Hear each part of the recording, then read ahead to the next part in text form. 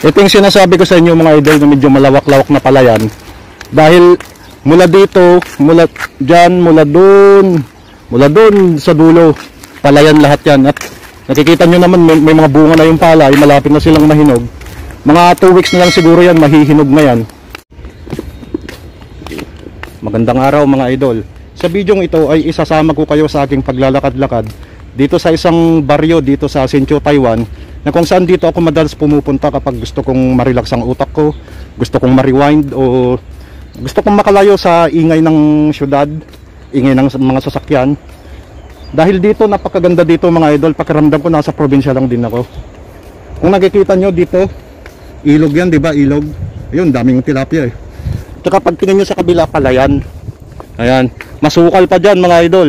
Although may mga mangilan-ilan na sasakyan na dumadaan dito dahil makikot lang tong daan na to.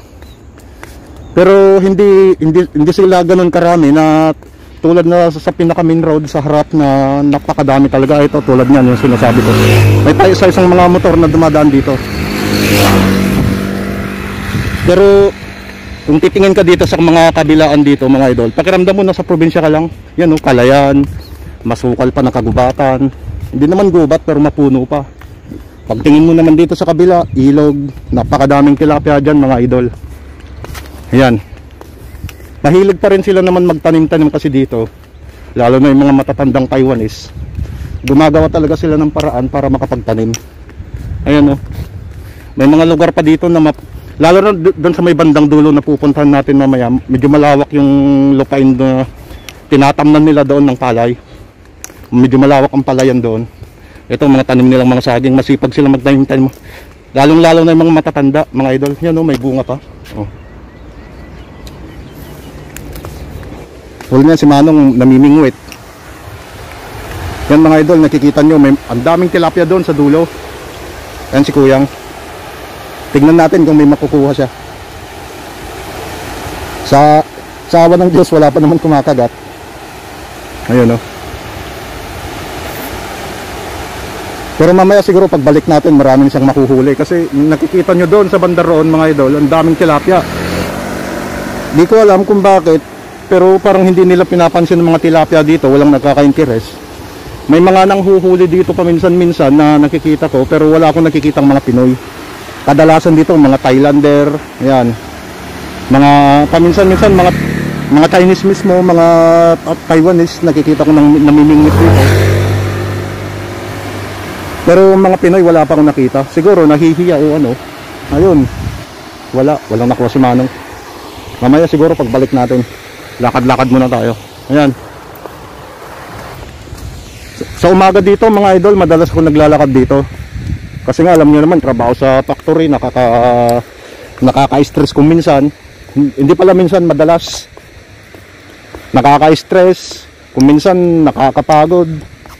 Dito ako nagre-recharge ng utak. Kapag gusto ko mapag-isa, dito ako nagpupunta. Yan.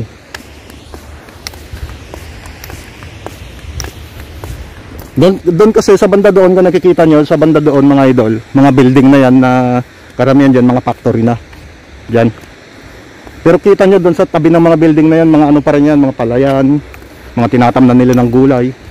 Ito, napakalawak dati nito. Mula dyan hanggang doon sa mga dulo to dulo, ilog lahat yan, tubig. Di ko lang alam ba't pinabayaan ng ganyan. Tinubuan ng mga damo. Ayan mga idol, hindi na nalinis, naging masukal na to. Yan o. Tabi ng factory pero pinabayaan nila. Pero sinisingitan pa rin naman nila ng mga halaman, ng mga gulay-gulay. Yan o. May mga pechay doon sa dulo. Para tayo na sa gubat ano. Napakasukal.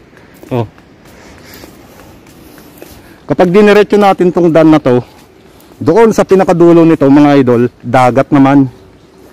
Dagat naman siya, na isang napakagandang dagat, pero medyo malayo kaya hindi na tayo makakarating doon. Dadalhin ko lang kayo dito sa may bandang dulo kung saan makikita natin yung mga palayan, may mga tanim na gulay.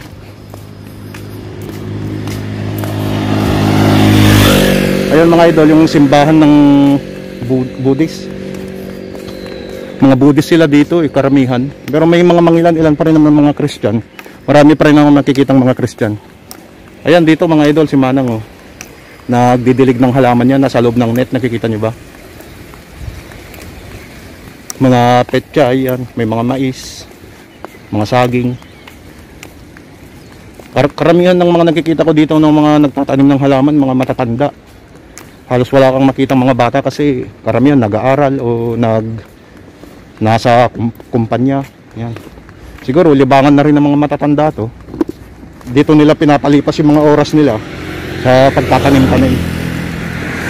So ayos naman para hindi masayang yung mga lupa nila na nakatiwangwang lang. Tulad niyan, yan. Asan na ba? Kapit tayo konti. Ngayon si Manang, ang dami niyang tanim ng mga rose. Ba't ibang klase ng rose. Tsaka doon sa may banda doon, mga petchay. Ito yung sinasabi ko sa inyo mga idol na medyo malawak-lawak na palayan. Dahil mula dito, mula dyan, mula doon sa dulo, palayan lahat yan. At nakikita nyo naman may mga bunga na yung palay, malapit na silang mahinog. Mga 2 weeks na lang siguro yan, mahihinog na yan. Pwede na nilang anihin. So masisipag pa rin naman magtanim-tanim yung ilang mga tao dito kahit nasabihin na nating industrialized na sila. Isinusulong nila pagiging industrialized pero hindi pa rin nila iniiwan yung pagtatanim tulad nito. Yan yung mga palayan na yan. Kaya madalas ako dito magpunta kasi nga nakaka-relax ng utak. Pakiramdam ko nasa probinsya lang din ako dito. Lalo na sa umaga, ang sarap sa pakiramdam, ang lamig at saka sa hapon. Ayan, palayan yan. Kung nakikita nyo yung arko na yan, yung tulay na yan, lakad ka pa ng konti, makakarating na tayo sa dagat. Pero sa susunod na tayo pupunta doon mga idol. Ayan.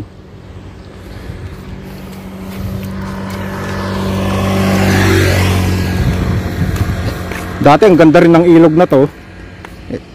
Hindi ko alam kung ba't din na nila nililinis. Parang tinamad na sila. Pero ang daming isda dyan mga idol, lalo na mga tilapia. Pinapabayaan lang nilang dumami ng dumami. Wala namang masipag na nanghuhuli.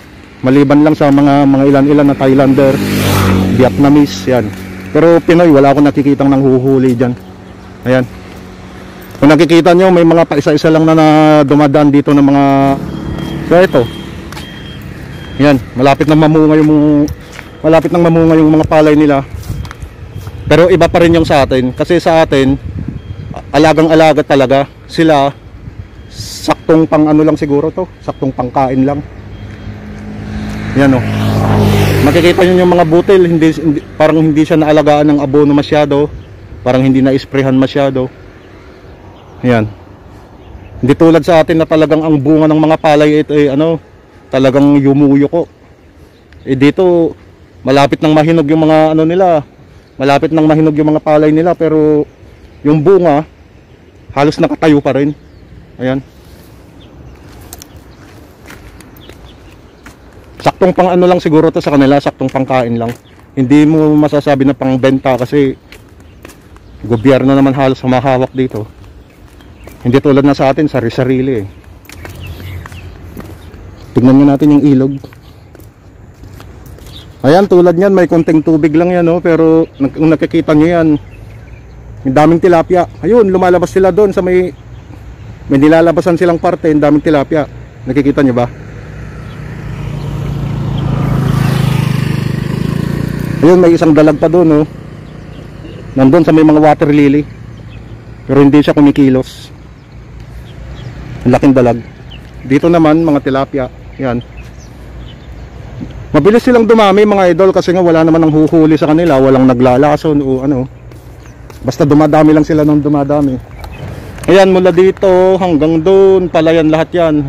Hanggang dyan sa kabila ng mga sagingan na yan, palayan pa rin yan. Hindi lang natin makita kasi natatakpan nga.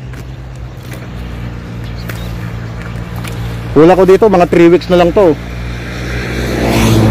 Mga 2 to 3 weeks aanihin na to. Pero hindi siya mabunga. Saktong pang ano lang talaga, pang consume lang talaga. Hindi mo sasabihin na pang benta. Yan, oh.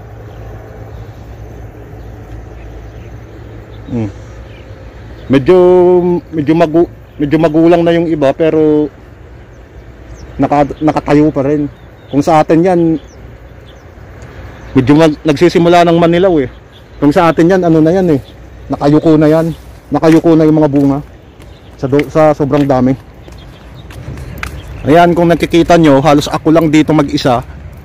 Walang tumatakbo, walang naglalakad. Pero may mga paisa-isang motorsiklo na dumadaan dito, mga sasakyan. Pero hindi siya lang ito. Yan, kung nakikita nyo doon, mga idol, marami ng sasakyan dyan sa banda dyan kasi highway na yun eh. At least dito nakakakita ako ng mga tanim na gulay, nakakakita ako dito ng mga palayan. Ayan, dito mga ilog, parang nasa ano lang din talaga, nasa probinsya.